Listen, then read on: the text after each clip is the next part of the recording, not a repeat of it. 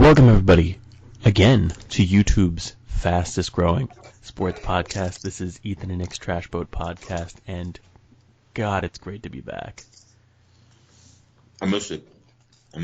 Life has an interesting way of making you busy, putting other priorities in place, and having you appreciate the time for things that you do enjoy doing and the ability to do it again with the people that you enjoy doing it with and having fun. It's all about having fun.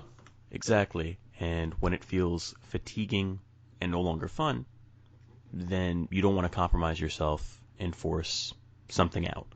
And so that's why there's been a little bit of delay between episodes 9 and episode 10. But we still down the horizon have that Blue Bloods Part 2 planned for NCAA basketball programs. Right now, though, I actually think this is going to be a hodgepodge of an episode. I recently, during this break, got into something that's a little costly. It's more of a long-term hobby, but I got into sports cards again. I feel terrible about it because I told myself I wouldn't get sucked in, but my friend piqued my interest, and then I kind of ran with it, and so that's been my main vice lately. Here's my thing with that. There are worse vices. And I think because we are both sports heads, this is something that we love. The podcast isn't enough. I work in athletics, and now I'm showcasing some of my athletics prowess and intelligence on a podcast. You, with me with the podcast, have now entered into probably another parallel universe with sports cards. It could be worse. I don't know what worse really is, but long-term investments are long-term investments. It's all about the eye of the beholder. I just hope that in that sports card collection that there's room for my favorite baseball player. That's all I'm gonna say. Your favorite baseball player also being my favorite baseball player. Yes. It's funny. I'm not going to. Well, it's funny I'm you not going should to validate say your that. collection if he's not in there. Well, it's funny you should say that because I have a couple of King Griffey Jr. rookies, but from when I wasn't really into this, I did invest in a box of 1989 Bowman Tiffany, which, if you know anything about the hobby, is a very valuable card. It is arguably the most valuable Griffey rookie card. And the reason I say that is Griffey's rookie came during a period called the Junk Wax era, which is 1987 to 1993 or 94 in most people's eyes. That's when card companies realized everybody was like really into this whole thing and were overproducing their product in mass, sometimes printing hundreds of thousands, if not millions, of copies of a single card. And so everybody points to that 1989 Upper Deck Griffey as maybe one of the most iconic baseball cards of all time. And back during the 90s and early 2000s, everybody wanted to have that card. That was the it card. Turns out Upper Deck may have printed about 1 to 2 million of those cards.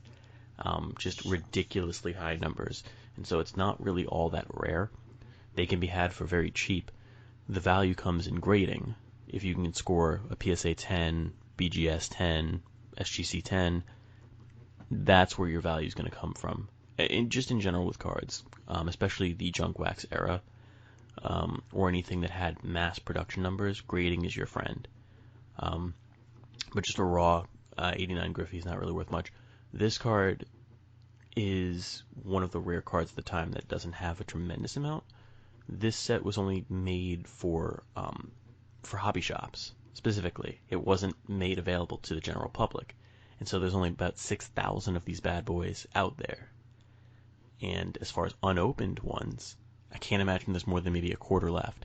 I have an unopened one sitting in my room that I'm literally pointing to right now that I bought for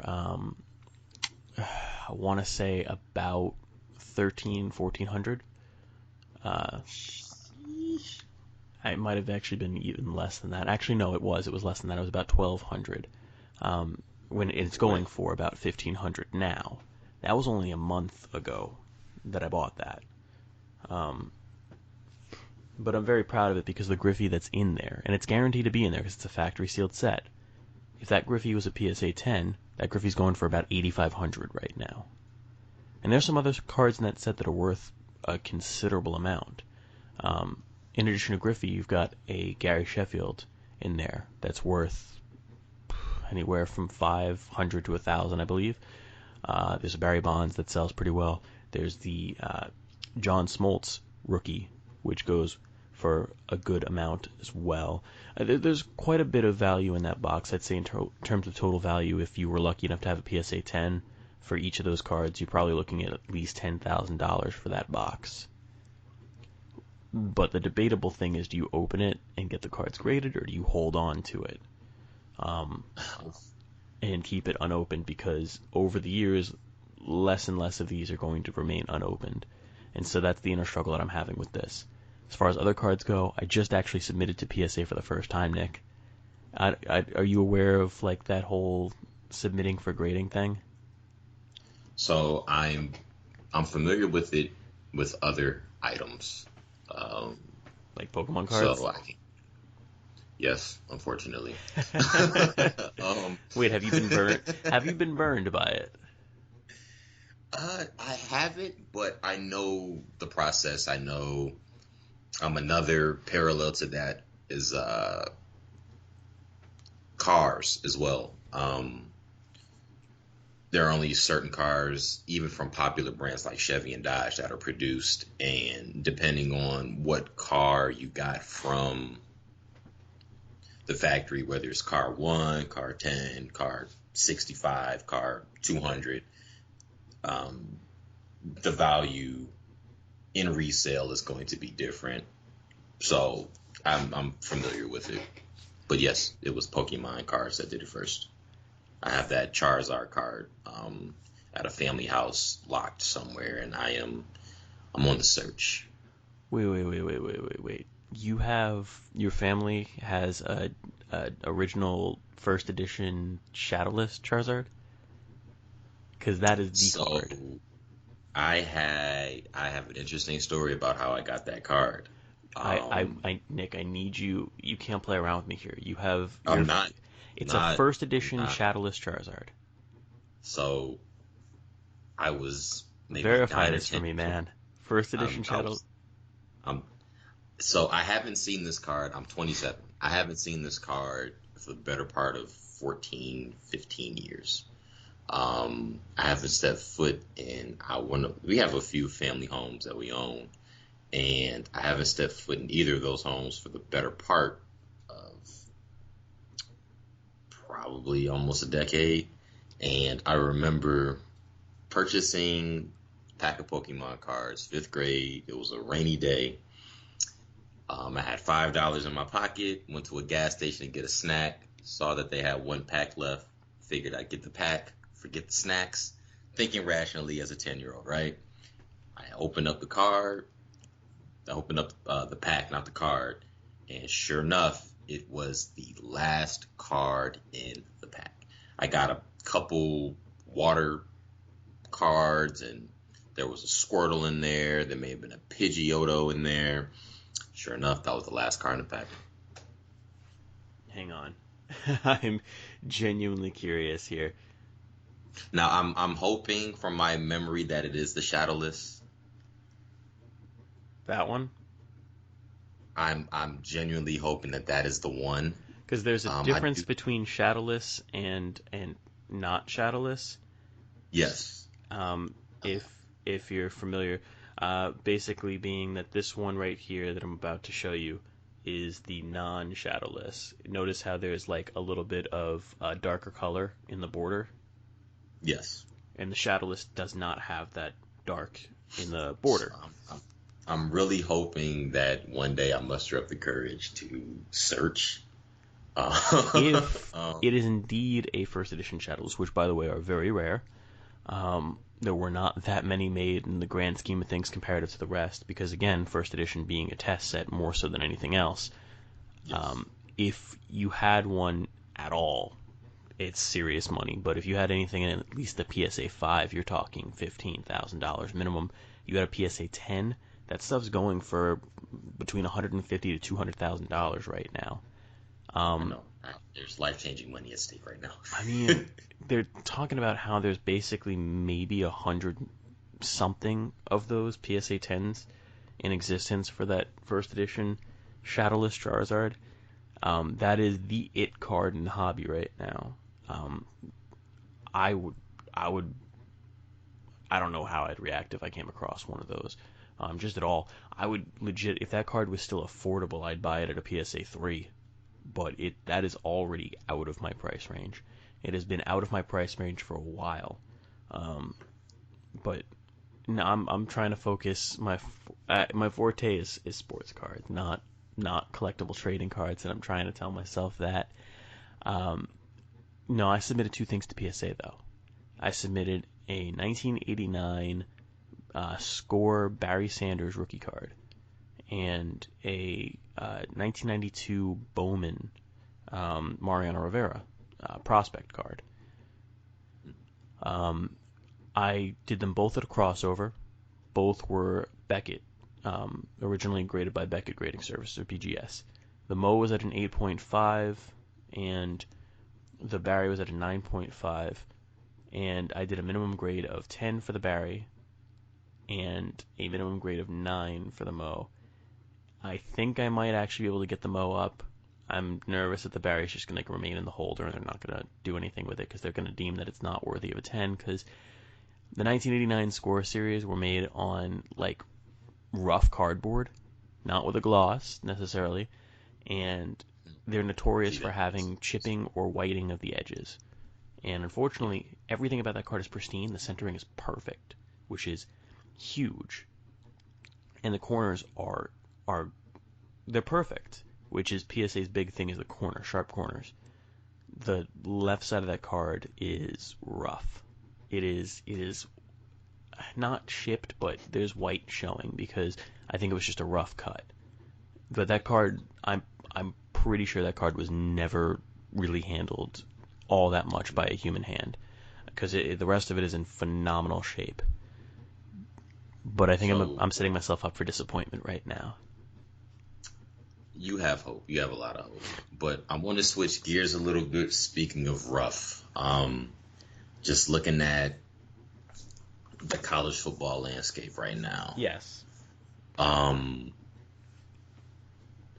Saturday, October 31st, also known as Halloween, there was a shakeup of some sort, as you would put it. We may not see a Big 12 team in any consideration for a college football playoff. I'll be honest, I was kind of predicting that after Oklahoma got its second loss. Well, there was writing on the wall, but I don't think the T and the I were crossed and dotted just yet.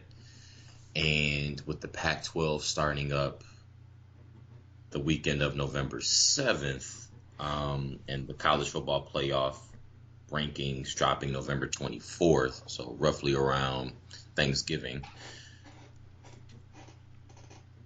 you have one conference that started earlier than the Pac-12 and the Big Ten, being the Big 12, almost seemingly having the advantage.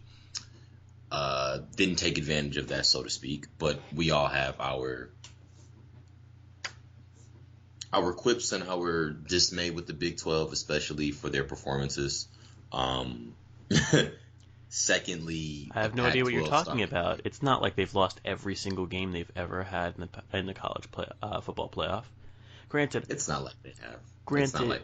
Granted, I can't really talk smack as a Big Ten, as a fan of a Big Ten school, because our conference has also literally only won one playoff game. Won two. Two? Yeah, Ohio State in the run. No. First year.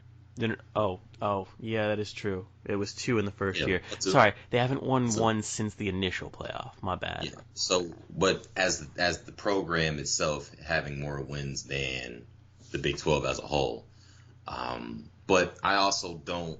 I'm not of the idea of the notion that two teams from the same conference should get in. But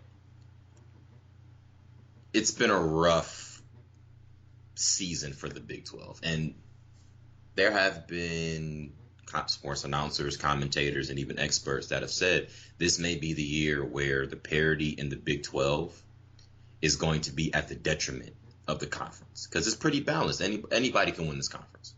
Anybody can win this conference. Yeah, and you're seeing that because second place, everyone is tied literally with 2 losses right now.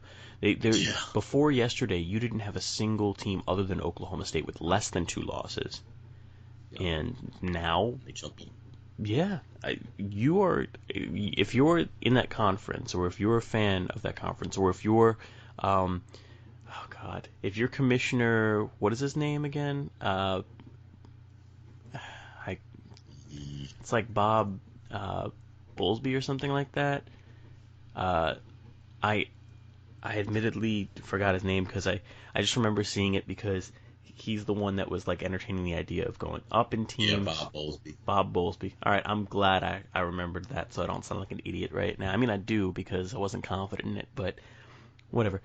Commissioner Bob Bowlesby, uh, if you're him, you're freaking out right now because you're looking at the highly likely event that there's not a single team that escapes the regular season without at least 2 losses. Because Oklahoma State still has some challenging games left on the slate. I believe they've still got the in-state rival with Oklahoma coming up down the line. They still have to compete. They still have to, I think, compete against. Did they? No, they beat Iowa State, so they got rid of their what I would consider the toughest challenge right now that remains in the conference. Because I think Iowa State's better than every other team there, but I still think it's going to be difficult for them to escape with less than 2 losses. Even then, I don't know if I think that conference is strong enough to merit a championship opportunity on a 1-loss record in this limited season. I don't. No. Here, my thing with this is even in the event of Oklahoma or Oklahoma State or even Texas winning out, the best you're going to do is, a New Year's Six bowl, but with backlash. Because your best team is going to have 2 losses. If Oklahoma State doesn't win out, if Oklahoma State wins out, your best team will have 1 loss. But even then, I just don't see them getting picked over any of the Ohio States, Alabamas, Clemson's, Notre Dame's, Georgia's of the world. Now, granted, we may be in a situation where we don't have 4 teams with 1 loss or less. We may only have 2 or 3 by the end of the season. Who knows? But Right. I don't see it happening. I don't. And also, I think right now the Pac-12 is fighting an uphill battle because of how late they're joining in. Because the Big Ten was joining late. The Pac-12 is not joining until, 3 weeks after? 2 weeks after? It's going to be... November 7th weekend. Yeah. So They're going to be fighting an uphill battle as well because they join, they join in early November. The College Football Playoff Committee is submitting their final rankings, I think, December 20th. So you've got 5-6 weeks. Really, not 5-6 weeks. You've got 7 weeks, I believe. 7 weeks from the moment you start playing football to when the College Football Playoff Committee actually submits their stuff, which means you've got a max of 7 games. Mm-hmm. I don't see, unless a team gets through that undefeated. You need an undefeated team if you're in the Pac-12 to get to the playoff this year. I don't think that's going to happen. No, it's not. Their best hope right now is Oregon on paper. I just don't think it's going to happen. You've got Oregon, USC will be decent, Stanford will be decent. I don't see it. I don't see it. The trickiest team in that conference is Utah. They are going to sneak one. I forgot about Utah. Yeah. They're going to sneak one, whether it's against Oregon, Washington, or USC, or even Stanford. And I forgot about Washington, too. But I don't think... They don't have enough. I think they can play spoiler, but I don't think they have enough to play spoiler and try to win out. It'll be also interesting because I want to see what Washington looks like post Chris Peterson. And I just don't think they're going to be the same team. Not at all. And even in Chris Peterson's best season getting to the college football playoff, they didn't have enough. No, but he brought a fire to that program and a competitiveness that wasn't seen in almost 30 years. That's a program that really was last nationally relevant in the early 90s. And he brought them back to that point of being nationally relevant. And I really didn't think that Washington was anywhere near getting back to that point before he went there. So that's a guy who maximized everything about that university because they do have somewhat of a rich football history. I mean, yes, they're not on par with the Blue Bloods of the world, but the fact is that they are a former national championship winning school. They still have some name value and recognition out on the West Coast. And he maximized them, made them competitive in a conference that they really were an afterthought in for so many years. So I'd be curious to see what... Yeah. I'd be curious to see what the initial fallout is from him stepping down and retiring. But I just don't see it for that conference. I'm sorry. I mean, kudos to what Cristobal has done with Oregon, and kudos to what Kyle Whittingham has done at Utah. I just don't see any of those teams getting through it unscathed this year. I think you're looking at basically 3 conferences right now in the running for the college football playoff, and maybe one independent team, depending on what happens, which, by the way, I would argue that between Notre Dame and Clemson next week, and feel free to disagree, I think it is more important for Notre Dame to win that game, simply because Clemson will be able to fall back on the excuse that Trevor Lawrence is not playing, 1. 2, I think that Clemson's going to get the benefit of the doubt as a one-loss team. Notre Dame will not. The only thing I could see it not necessarily mattering, and whoever wins that game, if they lose the conference championship game, they don't get in. But the thing about it that's unique this year is Notre Dame's temporary inclusion in the ACC, just for this one season. Under normal circumstances, if they were independent, I'd say they'd have to win that game. But they could have another date. I believe they're in separate divisions, Notre Dame and Clemson. So they could meet for the ACC championship. And it'll be interesting. So I don't disagree with you in that standpoint. But what I am going to say, aside from that point, is looking at the landscape of college football right now and the importance of, winning, of course, positioning, controlling your own destiny. Also, if you're somebody that's on the bottom looking up, getting a little lucky and having some of those dominoes fall in front of you. I don't think Notre Dame has enough to beat Clemson, even in a rematch. I think if Clemson loses that first matchup, they have more than enough to beat Notre Dame in a rematch. I don't think Notre Dame has enough. And if they do happen to have enough and they beat Clemson twice, who sneaks into that 4th potential slot? Do you take, at that point, a Cincinnati team that could potentially win out and put them in the college football playoff? Because they're looking really good right now. They're also going to be ranked 6th most likely in the next poll that comes out because they... State's loss. Yes. For sure. And the way that they won at home against, also noting that this is the same Memphis team that ruined Cincinnati's chances at a New Year's Six Bowl not only once, but twice last season. This is also the same Memphis team that, if you remember all those years ago, ruined a Houston team that was poised to actually make a run because they had both Louisville and Oklahoma on their schedule, and they beat both of them. Was that Memphis or was that Southern Miss? I believe that was Memphis that ruined it. I know one year Southern Miss ruined the chances for Houston. You had an 11-2, I believe it was an 11-2 Southern Miss team, and then a 12-1 Houston team. We're talking about the Houston team that was ranked like number 8 going into the season, right? Was this? Oh, so you're talking about a few years ago?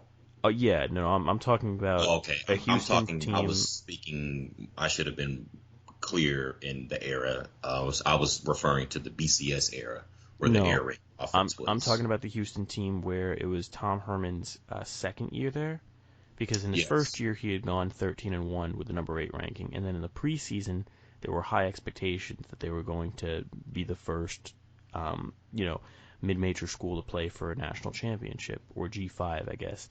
And I can even look at their schedule. They were ranked number 15 actually, I think, going into the season. They beat Oklahoma. They beat them by 10 points in the opening weekend, and that was huge. They went up to number 6. They got up to number 6 in week 2 of the college football season. Beat Lamar, beat Cincinnati, beat Texas State, beat UConn. Business as usual. Had a weak schedule because, unfortunately, it's the American.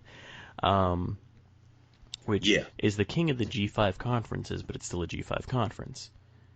Here's the thing, and I'm wrong. It was Navy actually that tripped them up. They had a 6-point loss against Navy. Then they beat Tulsa. Then they lost to SMU. They did lose to Memphis that year, by the way. So I am remembering that correctly, but Memphis wasn't the one that tripped them up. The one that tripped them up was Navy. And then they started to fall apart. And it's funny, too, because despite the fact that they started to kind of unravel a little bit as the season went on, they had a date with number 3 Louisville late in the season, and they beat them by 26, 36-10. So they beat 2 teams that were respectively ranked number 3 overall by multiple scores that year. Talented team. That's realistically on paper the one team I thought that was actually ever given a fair shot at the playoff. If that team, Nick, I have no doubt in my mind if that team won out, they would have made the playoff. I can't say that about any team. So, was that the season they beat Florida State in the season opener, or Oklahoma? No, it was Oklahoma. They beat Oklahoma, who was ranked number 3. And was that in Jerry World? If I'm not mistaken. No, it was at NRG Stadium. NRG Stadium. Yep, I knew it was in Texas.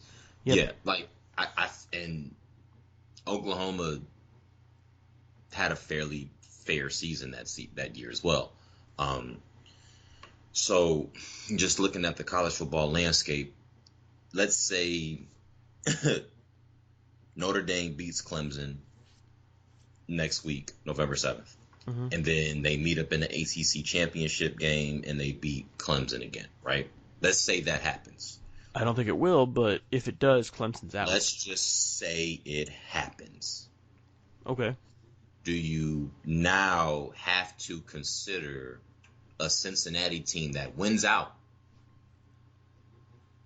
over a one-loss Big 12 team and an undefeated Pac-12 team? This is the craziest hypothetical, but I'm just asking the question because we know as sports enthusiasts that games are not won on paper. And we've seen crazy things happen. I think this year would be the perfect storm, and again, it's one of those I'll believe it when I see it, but this year could be the perfect storm because I think you're more likely to get that one-loss conference champion out of the Pac-12 right now than you are with the Big 12. I think Oklahoma State's losing again at some point. Let's for argument's sake, let's say Oklahoma State takes one more loss, and you are guaranteed a 2-loss champion at best. I think they're out. I think Big 12 is out in that scenario. I think the only hope the conference has theoretically is not having a true full 4 in front of them. But let's in your scenario, in this hypothetical scenario, let's say how about I give you this? How about either Clemson or Notre Dame loses both games? Either one loses both games and they take 2 losses. I think it's more likely that Notre Dame loses both games. But let's say one of them loses both games and eliminates the other one from playoff contention. All right. Now let's assume Ohio State wins the Big Ten. I really don't think they're taking a loss along the way, but let's assume Ohio State takes the Big Ten undefeated. Let's say Alabama wins the SEC and goes undefeated, because I also don't see them losing to any of the teams currently on the slate. Not after what LSU put up against Auburn yesterday. No, and I just still think that they're a class above Georgia, personally, who looks to be the only significant competition. You beat Kentucky 14-3. But that defense is legitimate. I mean, yes, the offense was not there. This is eerily reminiscent of a typical Mark Richt coach Georgia team, where they beat you up. Defense is solid. Offense can't necessarily put the points on the board, but I don't think. No. I want to be fair to Kirby Smart. I don't think that he has a penchant for losing big games quite in the capacity that Mark Richt has. But anyway, I want to give Kirby Smart the benefit of the doubt. He's won some big games in the regular season. And then granted, regular season being the key term there, but I'm not ready to declare Mark Richt 2.0 just yet. Not yet. But let's say you have Alabama win the SEC. You know what? Let's just say SEC champion, 1 loss or less, is going to get the benefit of the doubt. Yes. And I don't think that the conference is going to send a second team, because I don't think there's going to be a second team with 1 or fewer losses. I think whoever wins the SEC is going to be the only 1 loss or fewer team from the conference, period. But anyway, let's assume 1 team from the SEC, 1 team from the Big Ten, and then the winner of the ACC. Now you have the Pac-12, who I think is genuinely in danger right now, before they even play a game. Mm-hmm. Not a single team in my mind is getting through that undefeated, and I could be wrong. Now you're looking at a 1-loss team at best, potentially. I think it's between a 1-loss Pac-12 champion and an undefeated Cincinnati. And I will say that because I don't think that BYU, unfortunately, is going to be given enough of a chance because of their schedule, because of the conference they play in, and I can't see them getting high enough to be in serious contention. They're the only other team anywhere near that right now, unfortunately. Coastal Carolina is a great story, but they're ranked 20th. They play in the Sun Belt. It's a terrible conference. I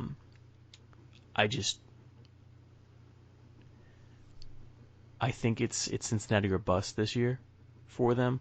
But if you're coming down to an undefeated Cincinnati, conference champion Cincinnati, against a 1-loss Pac-12 school, I would put in Cincinnati, but President says that they take the 1-loss Pac-12 school. And I agree with you in that standpoint. I don't think it's right, but I agree with you because of the attention. And this is what this scenario reminds me of.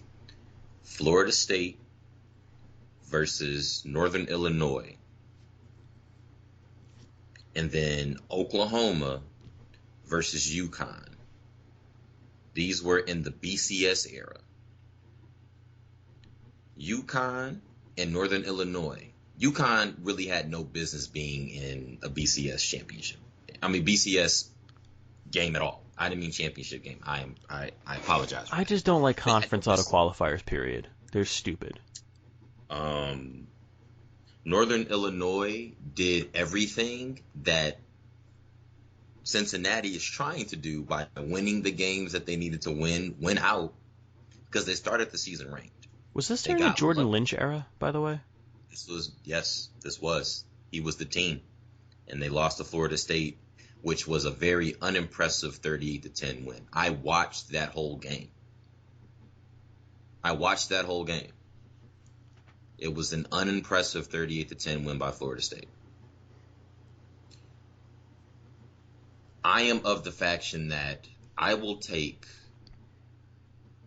the undefeated Cincinnati team with the conference championship over the 1-loss Pac-12 champion, for the simple fact that Cincinnati won 1 more game of importance than that Pac-12 team.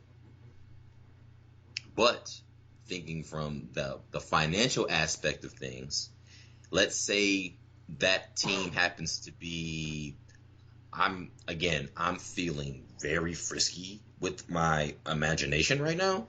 So hear me out, because I've known you for the better part of 7 years, going on 8, and you know where I can go with this. You know how ridiculously introspective I can be. Let's say from Timbuktu, Utah wins out, right? They are the one-loss Pac-12 champion. Do they have enough to put over an undefeated conference champion Cincy team? And then this second scenario, USC or Oregon is that one-loss Pac-12 championship team. Do you put them over the undefeated Cincinnati team?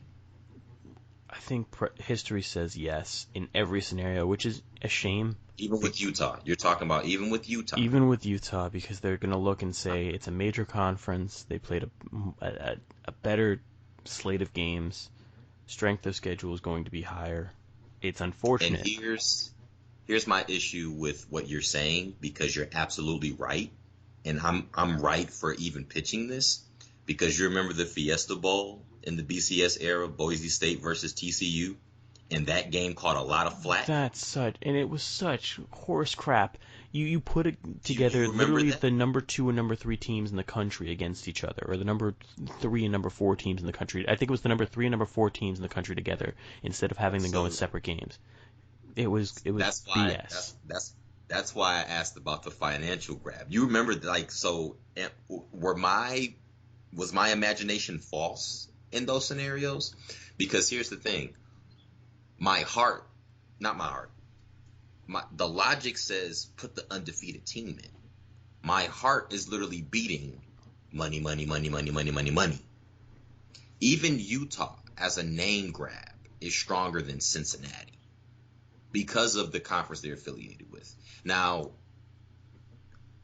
this team has no hope for this at all. No hope. But even in the off event, a Colorado does it. The first thing you're going to bring up is that 91 national championship. And that this is the resurgence of this. I think it was 91. 90. I don't remember. It was 1990 because 91 was a split between Miami and Washington. Was a split. Yes. 1990 was also a split. It was in the 90s. 90 was also a split. You had 2 straight splits. 90 was actually both Colorado and Georgia Tech.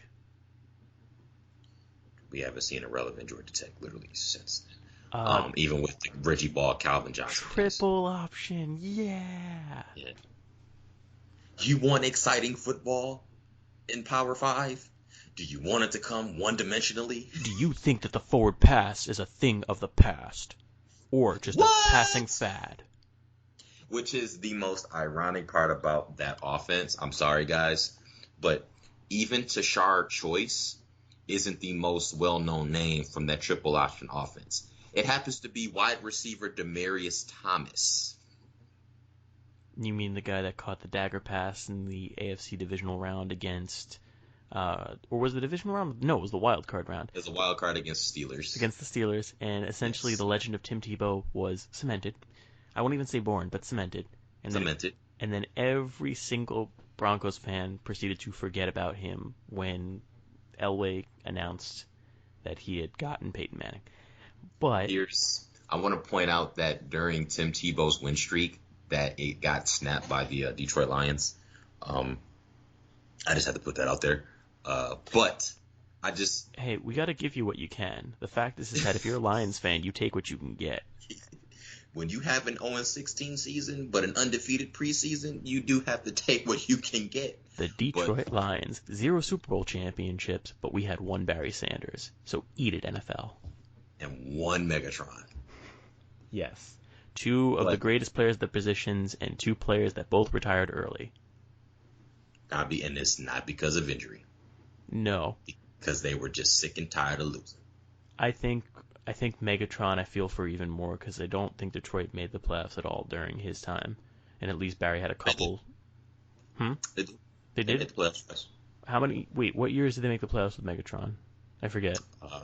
Let's see. I want to say... I know one was under Jim Caldwell. The year slipped me.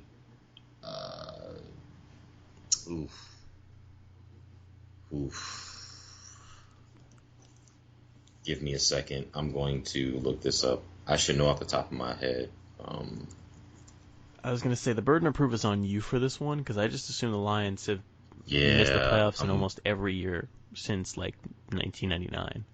So we've made the playoffs 3 times: 2011, 2014, 2016. Okay, so you made the playoffs twice during Megatron's career. Only twice. And the 2011 game we lost at New Orleans.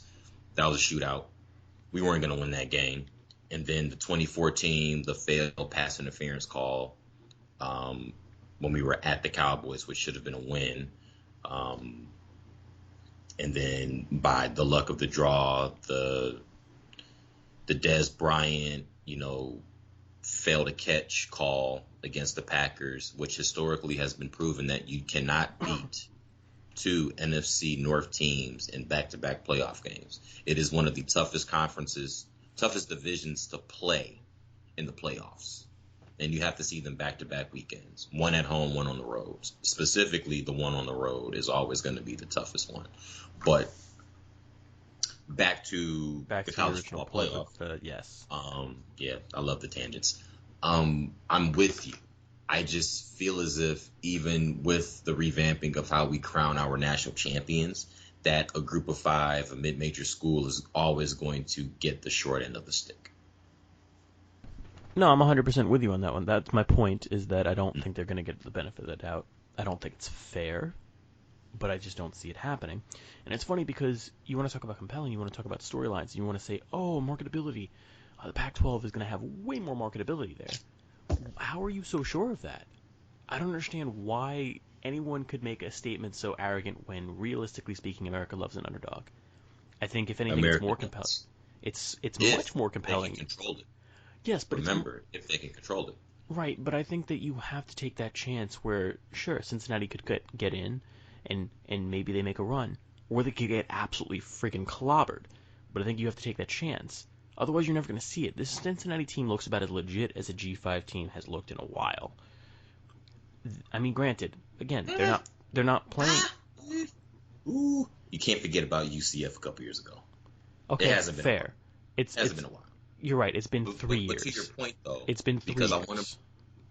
but I want to give you credit with when we talked about the TCU Boise State Fiesta Bowl during the BCS era. Mm-hmm. Those were far few in between, right?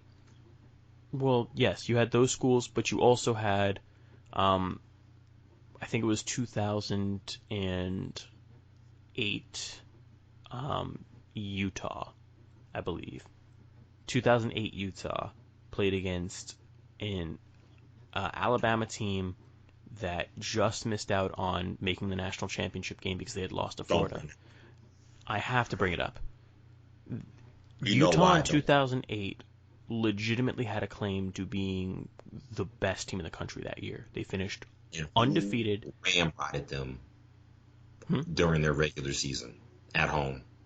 Who ramrodded Utah? Utah went unbeaten that year. You're talking about 2008. 2008 Utah went undefeated. Utah destroyed. Destroyed Alabama in the Sugar Bowl that year. For the 08-09 season, they absolutely destroyed. Nick Saban still has nightmares about that game. 2008-2009 Utah, which I guess was for the 2008 season, 2009 bowl season for the BCS. That 2008 Utah team legitimately, in my mind, was the best team in the country. I really think that they beat Florida or Oklahoma that year. And it's a shame, an absolute shame, that we didn't get to see them play in the national championship because of perceived bias against mid-major conferences, because that was when Utah was still playing in the Mountain West. So I want to make a correction with the year. What year was that? I'm thinking of the 2009-2010 season. No, that was when Bama won the national championship. Yes, where it was a road game for Utah, and TCU absolutely mauled them. But that was also The one of final Patterson's score, signature seasons with TCU as well. the final score was 55-28 TCU. But I watched that game because it was on.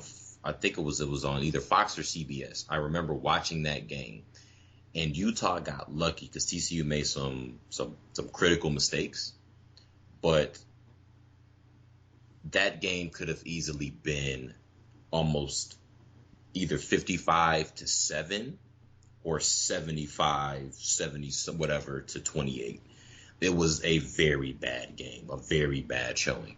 But again, reverting back, that's when you kind of started to see the rising of the mid-major schools.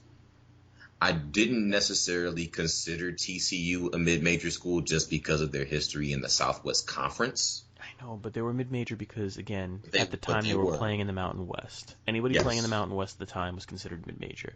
Definitely considered a mid-major. And again, I totally understand that. I also thought the Midwest Conference benefited from Boise State leaving the WAC and joining the conference, because now you had Boise State, Utah, and TCU in the same conference. When did they leave the WAC though? Because I think back when they put both Boise State and TCU against each other, Boise State was still in the WAC. Otherwise, they would not have met up in that Yeah, game. that's why they left. That's why they left. That's why they left the WAC. Because it's like almost the equal. And people also forget that there is a pretty decent history between Boise State and TCU in bowl games. It's just that Boise State has the more high-profile win. The first win, actually, between those two in a bowl game came from TCU in the Poinsettia Bowl. So it was almost inevitable that both of these teams were going to join forces to try to bolster, because they were pretty much carrying those teams on their back in those conferences. I'd say there's three defining teams during the BCS era in terms of busters. It's Utah, Boise State, TCU. Those are the three in my mind that come to mind. You want to talk about Ironically enough, ended up in the same conference, and with the honorable mention. Well, Honorable mention. Utah ended up eventually Hawaii. getting what? Honorable mention is Hawaii. Yes, Remember, they had the one season and then they got curb stomped by Georgia, which we all knew was coming. It's unfortunate, and I say this as someone who loved watching Colt Brennan play. I knew it was coming, and it sucks. It absolutely sucks. But they ran into Matt Stafford and no Sean Marino, who was an absolute beast in college, and I wish actually had a better pro career. But so I'm just recollecting the BCS busters: Utah, TCU, Boise State. You also had Hawaii. You also had Marshall. Cincinnati. You also had Marshall in the first year, I believe. Marshall in 90 or second year, I guess, the BCS. Marshall in 1999 went unbeaten as well. Cincinnati did as well. They lost to Florida in the Sugar Bowl. Mm-hmm. No, there's been a couple, but the defining three teams were Utah, Boise State, and TCU. But two of those teams actually got major conference invites, and Boise State kind of got shafted because of the size of their program and just their remote location, which really is it's such. And it's not like Utah is literally in. I mean, yes, it's Salt Lake City, but still, in terms of location, not the most appealing to me, at least. Boise State got shafted. I'm sorry, they absolutely got shafted in that whole deal because they were arguably the most consistent out of all three of those schools during that era. They had the highest win percentage of any team during that time period across all conferences. You could also pretty much consider them the most consistent team out there in the West. Yeah. Not the Southwest, but the West. You can consider they are Boise State is to football what Gonzaga is to men's basketball. Very consistent. I think. Yeah, but at least the Zags get a chance to play for a championship. Boise State's mathematically out of it from the start of the season. Yeah, but there's still an equivalency to it, though, because football is going to be a little bit tougher because of the amount of games played. And the issue is teams understand, and there have been some chats that I have seen that teams know what it means to play on that blue field. I I don't think that should be used against Boise State. I still But think let's be there's more. honest, I still think there's more perceived bias in college football than there is in there college is. basketball. It's not a, Because the it's fact not a is house. that you can see teams come from mid-major conferences in college basketball that have an impressive enough season that they can actually earn number one seeds in their region. Like we're talking about like teams like Wichita State who got a number one seed because of what they did in their conference. You're talking about a team like Dayton who was going to get a regional number one seed most likely in this year's NCAA tournament if it had happened. Gonzaga, It was sure. Gonzaga has been a number one seed before. Oh, thank Mid goodness. mid-major schools in college basketball are not quite as mid-major as they are in college football because I really do think there's less perceived bias. And to your credit, again, more games on the schedule, more data. I just think that it's an unfair scale that you have in college football right now where Cincinnati could very well win their games by an average of 3 or 4 scores, not get at all tested in terms of being in trouble, and never have a chance to prove it against a legitimate Power 5 opponent in the playoff.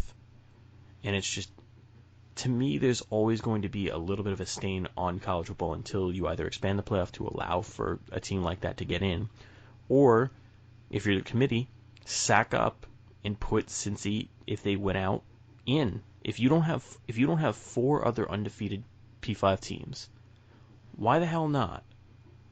We saw Why what not? we saw what UCF did against Auburn in the Peach Bowl in 2017, an Auburn team that beat Alabama in the regular season and was coming off of an SEC championship appearance. I really don't understand where the hesitation comes from other than just perceived lack of strength for schedule. And it's not like that Cincinnati doesn't have it's not that Cincinnati even has a weak strength of schedule. They would have beaten 3 ranked teams on the way with very consistent names such as like a Memphis, on their schedule. I mean, to say that Cincinnati doesn't have the resume comparable to a traditional Power 5 school, completely understandable. But to say that they wouldn't have as many ranked wins, I think that's where it becomes completely an asinine perspective to denote them. Okay, so let's think about it this way, right? In any given year, up before this year, what would you consider to be the weakest out of all P5 conferences? Would you say it's the ACC? Would you say it's the Pac-12, ACC, or Big 12? What would you say would be the perceived weakest? You'd say between the Pac-12 and the ACC, right? And in most cases, I think most people would say the Pac-12. I'd argue the ACC outside of like 3 teams is pretty weak. Yeah, but you could say the same thing for the Pac-12. I'd say there's a lot of jumble in the middle there. There's the middle of the conference. I'd argue I'd take the Pac-12, the middle of the conference, over the middle of the conference for the ACC. I have them as the same. I grade them the same. Okay, if you wanna give a slight edge to the ACC in terms of power over the Pac-12, No, fine. I'm giving a slight nudge to the Pac-12. Okay, so you're saying Oh, that the at ACC, first, yes, the slight edge to the ACC, yes. so you're saying that the Pac-12 is the weakest of all the P5 conferences right now. Okay, to that point, how much stronger are they realistically than the American? Realistically, when you think about it, how much stronger are they? Because the American has some legitimate teams in terms of what they've done in the last few years. Not that much stronger. No, I think they're stronger, but I don't think they're that much stronger. I think, realistically speaking, the American, the only reason why we don't consider them like the unofficial P6th is the perceived lack of a marquee team. But the fact is that there's plenty of teams that are competitive every single year in that conference. Each year, Memphis tends to be a factor. Houston tends to put up some performances.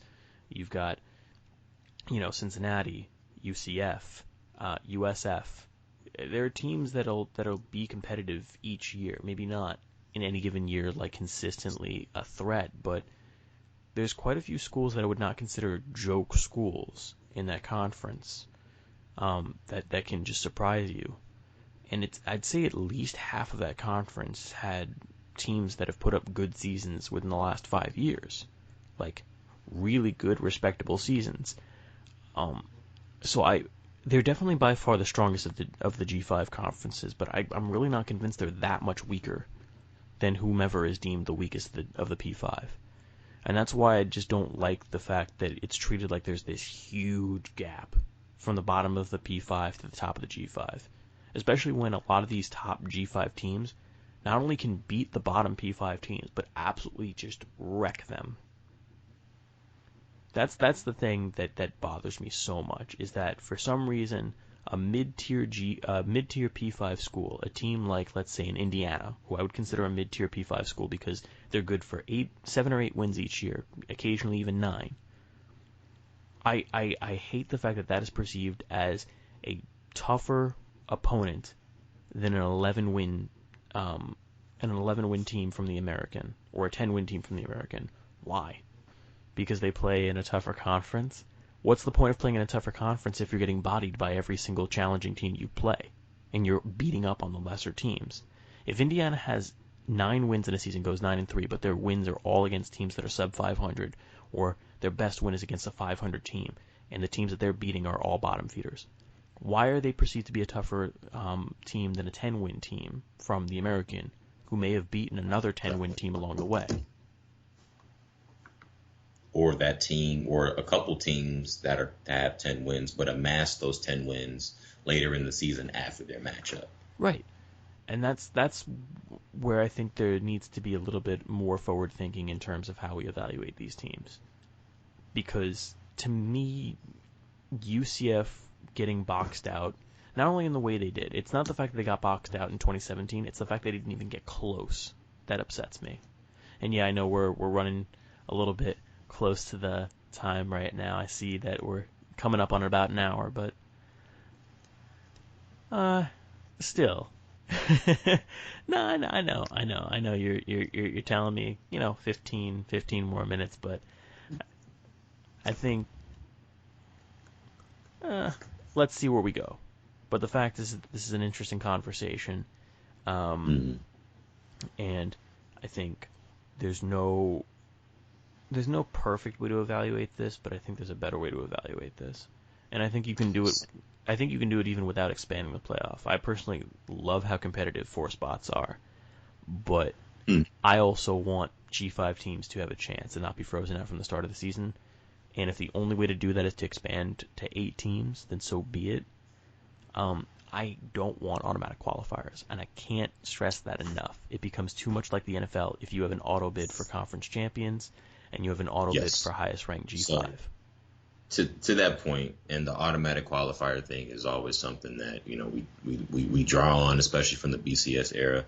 Let me ask you this about the college football playoff. Currently on the committee, we have 10 members, as always, and 2 are from mid-major institutions. Do you think maybe one more athletic director from a mid-major conference or a group of 5 AAC should sit on that committee? Because you currently have 8 Power 5 ADs and 2 mid-major group of 5. You have 10 conferences in college football. Why not have 5 and 5? Literally, why not have an AD from every single conference? And that's the thing. If you're worried that, it's going to give too much consideration to the G5, good. I think they should give more consideration. In most years, a G5 school is probably not going to make the playoff, if we're being real here. They'll get the nod for the other New Year's Six bowls for sure. Yeah. If people are worried having too much representation from the G5 is going to result in us having underwhelming G5 teams make the playoff every other year, you're mistaken. A G5 team realistically only is in contention like maybe once every 3 or 4 years. Realistically. Please. And again, UCF was the last team, and that was what? 3 years ago. But that's who's the team right now, Cincinnati. But that's my exactly. That's my point. The point is have equal representation. Have an AD from all 10 conferences, and by the way, have it be rotating. I think that some years you should have an AD from in the Big Ten, Ohio State. Some years maybe make it Iowa's AD. Iowa's actually had their AD is on the committee this year. That's what I'm saying. I don't want the Gene Smiths of the world in there every single year. I actually want it to be on a rotating basis simply because I think if you have the same members of the committee every single year, there's some stagnancy, and there's also some Ooh. perceived bias. Let me ask you this question. Do you think an 11th position, some kind of wild card, would benefit? Do you think that could help? I honestly almost don't even want conference affiliations in the committee. I actually, in a perfect world, I don't think any of the athletic directors from any of the conferences should be on there, and I think you should have a completely neutral committee. Having Can we- athletic directors from each of the Next topic. conferences, That's our next show. it creates a conflict of interest to me because there is such a thing as having conference pride. I personally don't buy into it myself, but there is. The fact is that someone like a Gene Smith at Ohio State is probably going to be more favorable on a Big Ten school that's in contention. Or if you have an athletic director from, let's say, Oklahoma State, probably going to be more considerate to someone like Texas if they're in contention. If that ever happens, by the way. Texas is back, LOL. But let's see them face Maryland and see what happens. I won't ever let Texas live back-to-back losses to Maryland down in back-to-back years. Never. But so I think to the point, in a perfect world, you don't have athletic directors from any of the P5 conferences or any of the G5 conferences on a committee because you're going to look at your own conference's teams, whether you want to admit it or not, more favorably. So there already is a perceived bias coming in. And here's something I want to propose. Okay. Should it be the school presidents? Because they also sit on chairs within the NCAA. No, I don't want it. I don't want them to have affiliation. Any school affiliation. You No. want pure outside. I don't have, even if I do have a conference that I root toward, I have no other affiliation to the school other than being a donor. Yeah, I would like it to be not even as a donor. I'd like it to be something where it's independent analysts. Like, I don't necessarily want it to be just strictly writers or journalists, but independent analysts, something along those lines. People who are aware of the sport but don't have an affiliation with a school. The moment you have an affiliation with a school, it to me is the moment where you are compromised.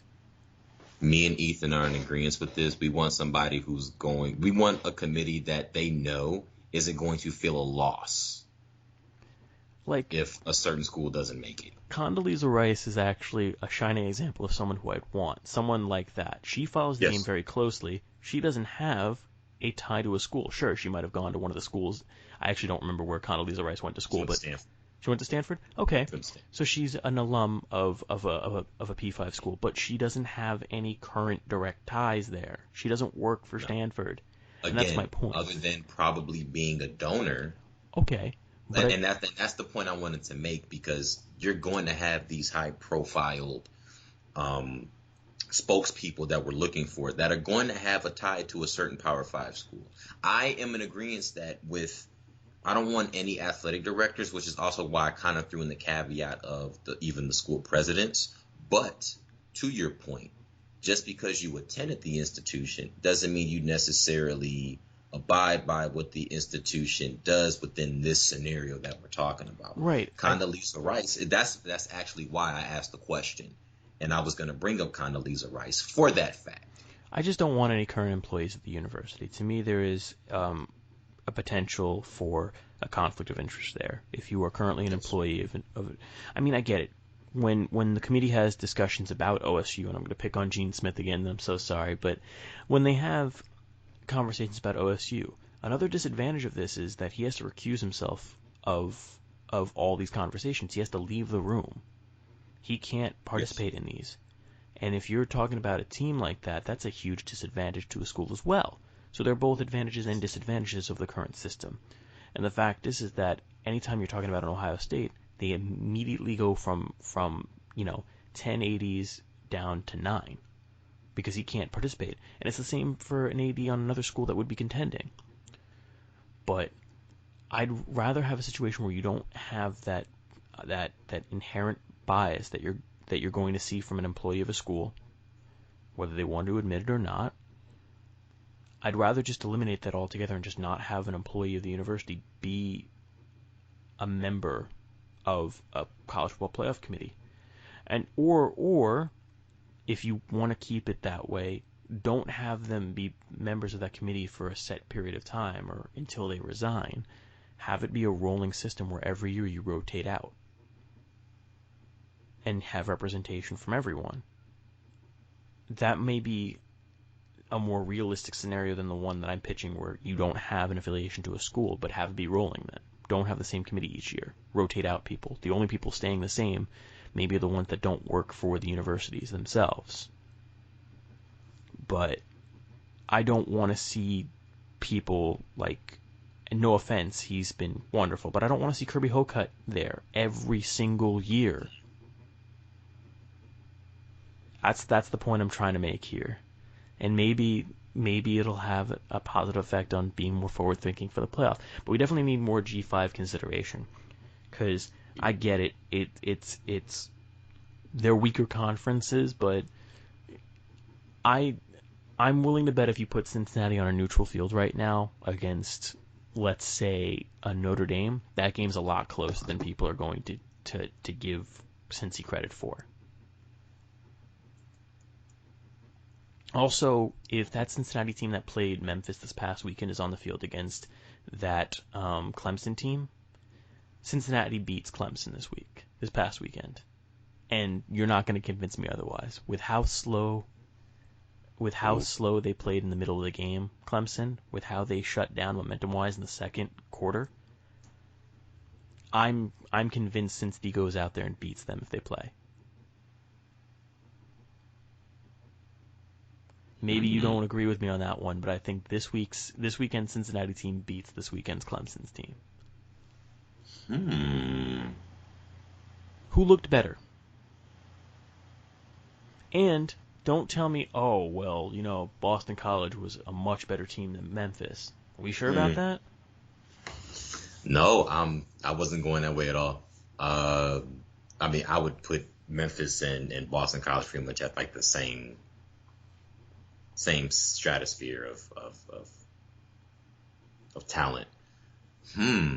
That's interesting.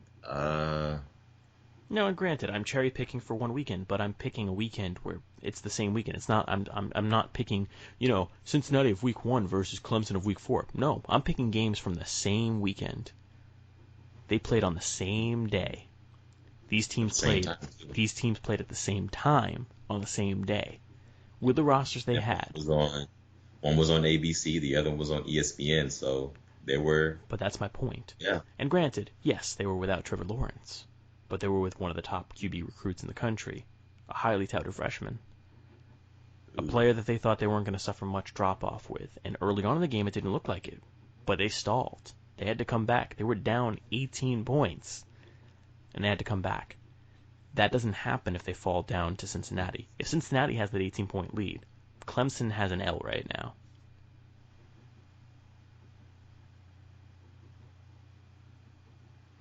I'm not saying that Cincinnati's better than Clemson. I'm simply stating that every team has their bad weeks. And Cincinnati at their best is 100% better than Clemson at their worst. Ooh, okay. So, this is a rare moment for everybody that's going to be listening to this podcast.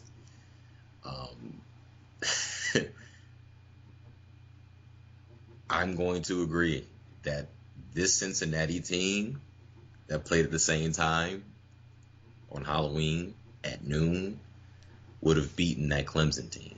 Now, I think where we would probably disagree, because the point of history is that we have agreed with just about every point so far on this feature. But I don't think it would have been a double-digit win for Cincinnati, but I do strong and wholeheartedly agree that Cincinnati pulls off the quote-unquote upset in the battle of hypothetical top tens in this hypothetical matchup. And I do, and this is where I'm going to make my statement. Desmond Ridder provides that dimension to that team that I think would have given Clemson a lot more fits with throughout the game than some of the pure luck that Boston College was able to muster, especially in that first half. I'll take it one step further. If you want to talk about a team that outright beats another team in most weeks, I think, ignore the loss they just took, I think Cincinnati beats Oklahoma State in most weeks. I don't disagree with that. But that's the thing, though. Oklahoma State was from a Power 5 conference and was ranked one spot ahead of them. Yeah, but we know what Oklahoma State's going to give us, though. They haven't really changed anything. And I'm sorry, but I have to say this. Oklahoma State is exactly who you think they are. They are not going to be the team that's going to get over the hump and really become a factor in a national championship race. They are going to be exactly what you want them to be. Consistent 9 to 10 win, maybe 11 win seasons. They're going to sell out tickets. They're going to be relevant in a race for the Big 12. But that's it. That is it. That's all Mike Gundy is going to give you. I got another one for you. What's up? By the way, Mike Gundy will give you more than that. He's a man. He's actually a lot older than 40 now. I think he's a man. He's 53. He's 50. 53. Because he was 40 in 2007. Oh, man, I'm 40. And it's crazy that soundbite is very memorable, but that also highlights how long that man has been at Oklahoma State. I think the statistic that I heard was he's been there 31 of the last 33 seasons, basically, in some capacity. Yes. He was a GA. I think he was a wide receiver. He was also a QB there, too. Yeah.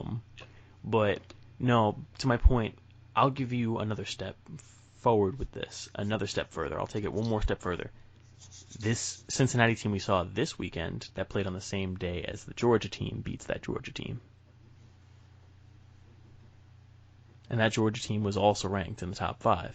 Cincy could have beaten 2 top 5 teams this weekend in my eyes. Do they beat Ohio State this weekend? No. Do they beat Alabama this weekend? No. Hell of a matchup. It would. It would be the most interesting. It would be an interesting battle for Ohio. But I don't think they beat OSU. I don't think they beat Bama this week. And I don't think they beat Notre Dame this week. I think they'd be fairly competitive against Bama. I think Bama still wins by double digits, but I'm saying beat. I think they beat Georgia, and I think they beat Clemson this week. I think they beat most of the SEC. Well, I also think that the SEC outside of Bama and Georgia right now is kind of like a take your pick. I even don't think Florida's that great this year, to be quite honest. No. I think realistically it's a take your pick between Georgia and Bama at the very top right now. I don't believe in 2-loss Auburn because they beat an LSU team that has taken such a step back this year.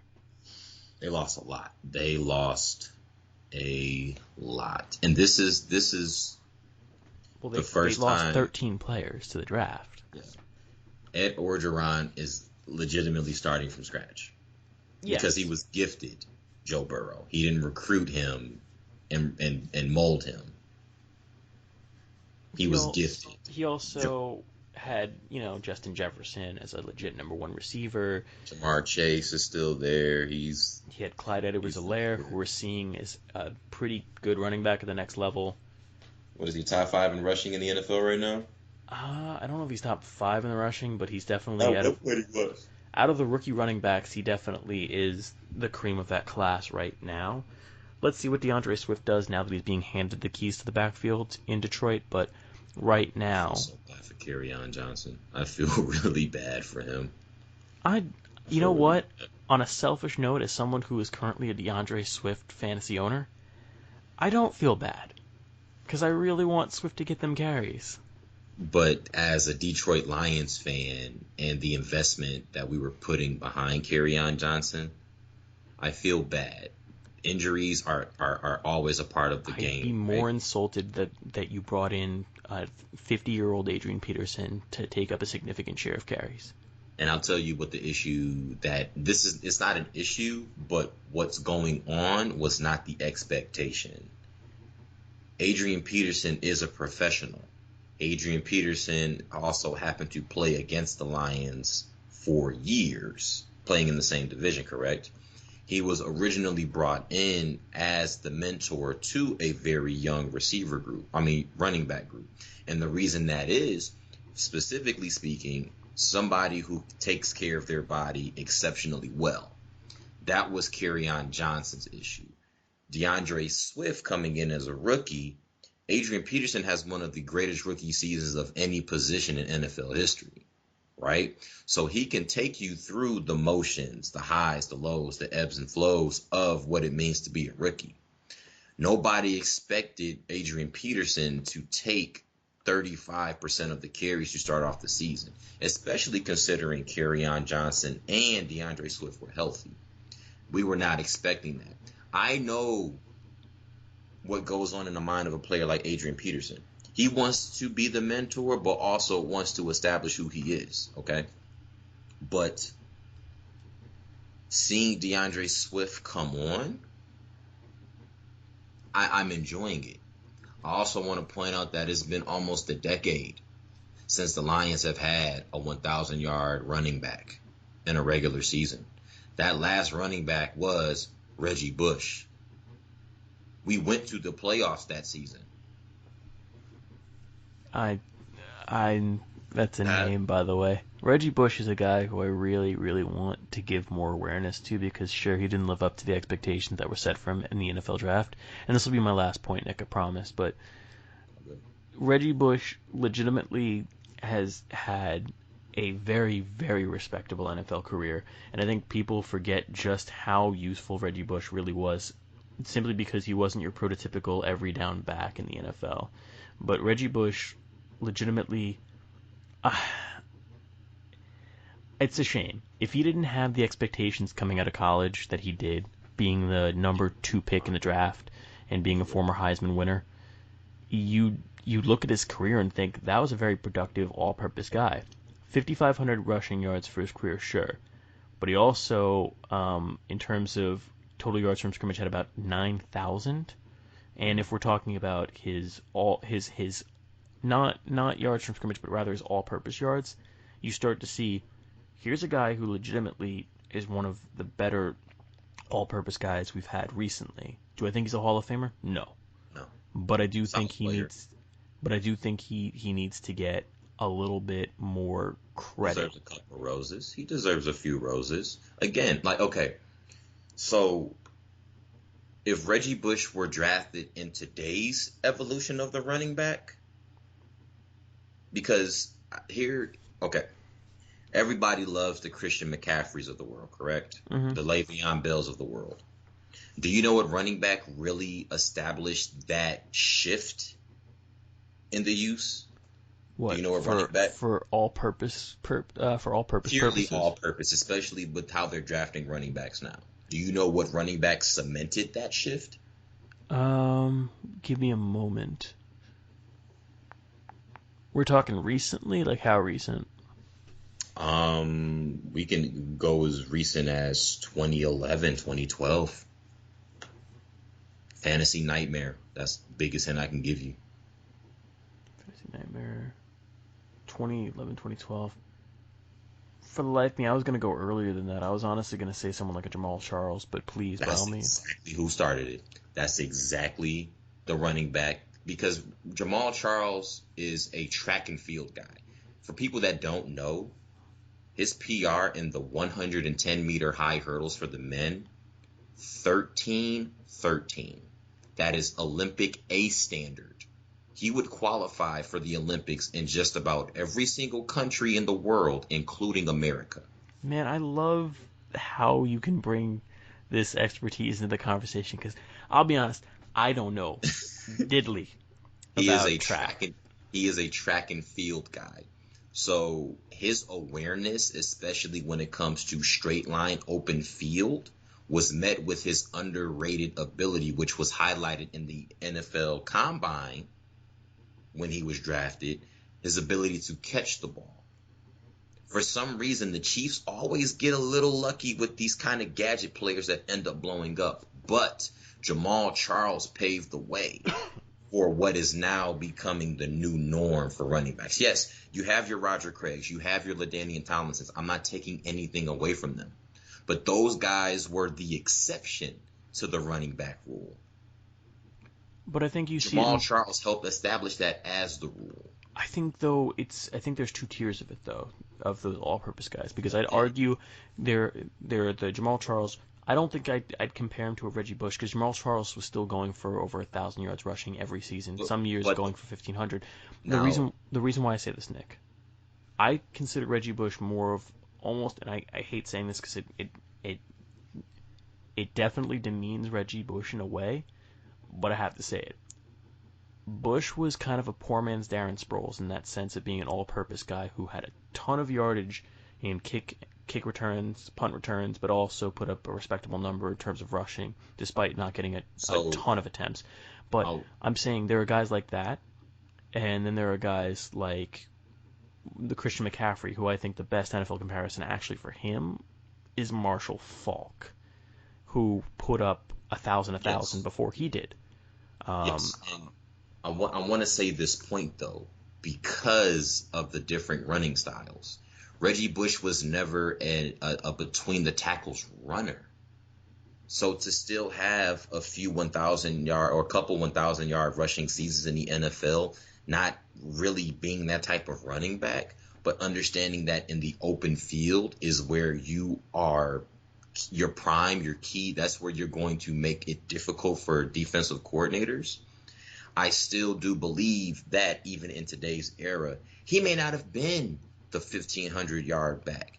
I think a consistent 1,000 to 1,100 rushing yards, 10, 11 touchdowns, but 600 to 700 receiving yards, 5, 6 receiving touchdowns per season for 5, 6, 7 consecutive seasons would be him today.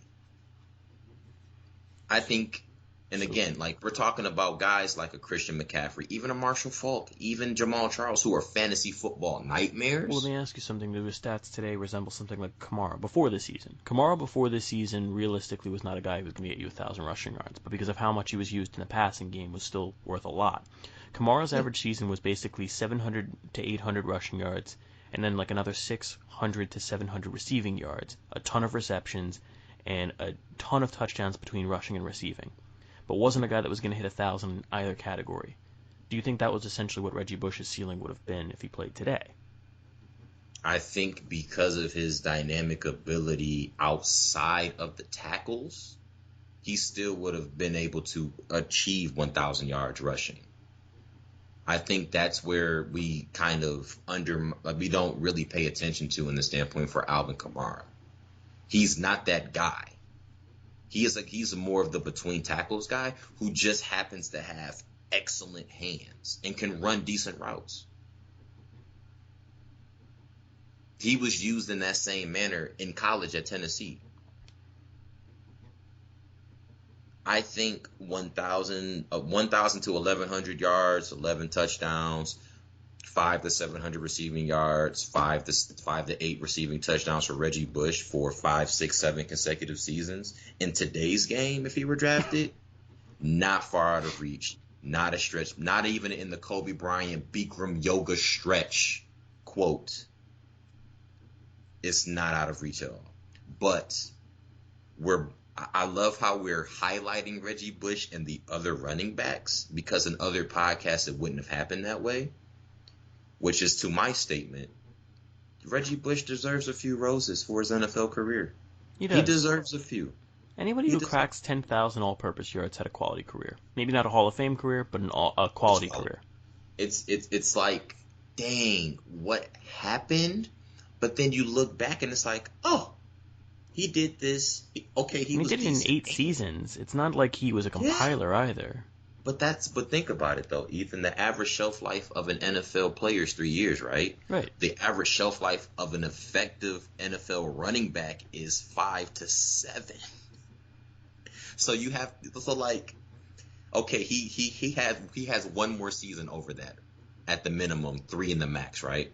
I think that we just get caught up in the fact that he failed to be that game-changing every down back that everybody wanted him to be. But he still ended up being a quality return specialist and good threat as far as being a second option in the backfield and being an occasional receiver. And he contributed to a Super Bowl team. He contributed to a Super Bowl winning team. I still have nightmares about that one, but yes. For different reasons. I know. We've had this. So me and Ethan actually have a running list of sport moments that we do not bring up. I'll talk about it. I just won't talk about it in a happy way. Suffice to say, the name Tracy Porter gives me PTSD. He's doing it. No, I'll stop. Sean Payton, evil genius with a stupid onside kick to start a second half. Who does that? And on that note, this is going to conclude Ethan and Nick's Trash Boat Podcast. Please like and subscribe to Ethan and Nick's Trash Boat Podcast on YouTube. Please share all of our podcast links and episodes with your family, with your friends, with your dog, cat. I don't care. Hit play when you're driving and you're on your road trip. Use us as your, to help you get through your lunch break with your dry turkey and cheese sandwich. Set us as your morning alarm, whatever you need to do. I actually recommend that last one, simply because my colleague here has just the most buttery smooth voice one can ever hope for, and it's a great thing to wake up to. But you compliment it. So to echo Nick's sentiments, yes, please like and subscribe, share our content, engage with us on social media if it compels you to. Please. I am Finkelstein on Twitter, NixTape15 on Twitter, and that's NixTape with an N, not a K, to start off with. And with that, this has been episode 10. I don't know what I'm going to title this, but it's good to be back. You all take care. Thank you for tuning in. Likewise, take care, fellas. See ya.